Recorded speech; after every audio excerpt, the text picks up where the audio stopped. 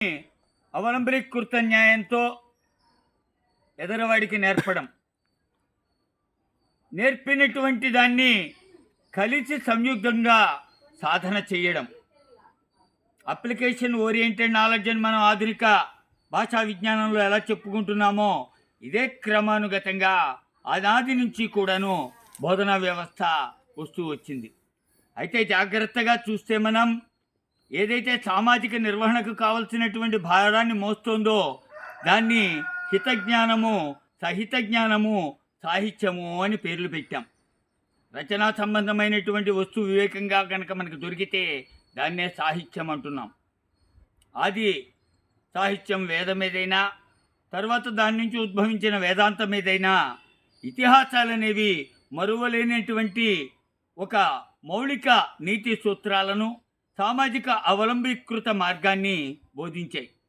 మనం చెప్పుకున్నాం కిందటిసారి కలిసినప్పుడు, రామాయణంలో గురువు వద్ద అంటే వశిష్ఠుని వద్ద వీళ్ళు ఎలా విద్యాభ్యాసం చేశారు అని. మరి ప్రాథమిక విద్య అయిపోయింది, మరి ఉత్తమోత్తమైనటువంటి శ్రేణిలో తయారవ్వాలి. అలా తయారవ్వడానికి కావలసినటువంటి విజ్ఞాన రహస్యాలను అనుసంధానం చేసుకున్నటువంటి ఖని అయినటువంటి గాది తనయుడు విశ్వామిత్రుడు తన నోట ఒక యజ్ఞాన్ని చేస్తున్నానని, యజ్ఞ సంరక్షణ విధి రామలక్ష్మణులకు అప్పగించమని దశరథుడిని అర్థిస్తూ వచ్చాడు. మొట్టమొదటి దశరథుడు విశ్వాసాత్మకుడుగా నేను వస్తాను, పసికోనులైనటువంటి ఈ బాలకులు యజ్ఞ సంరక్షణ విధి నిర్వహించలేరు, అమాయకులు అంటాడు.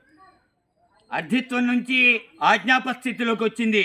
నేను అడిగాను ఇస్తే ఇయ్యి, లేకపోతే లేదు, నేను ఇంకా అడుగే వెయ్యను అంటున్నటువంటి మౌనిని చల్లార్చి, కోపం రూపుమాపి ఒకంత శాంతపరిచి, మళ్ళా వశిష్ఠుడే పూంచి రామలక్ష్మణులిద్దరినీ ఉత్తమోత్తమ విద్యాభ్యాసానికై విశ్వామిత్రుని వెంట పంపించాడు.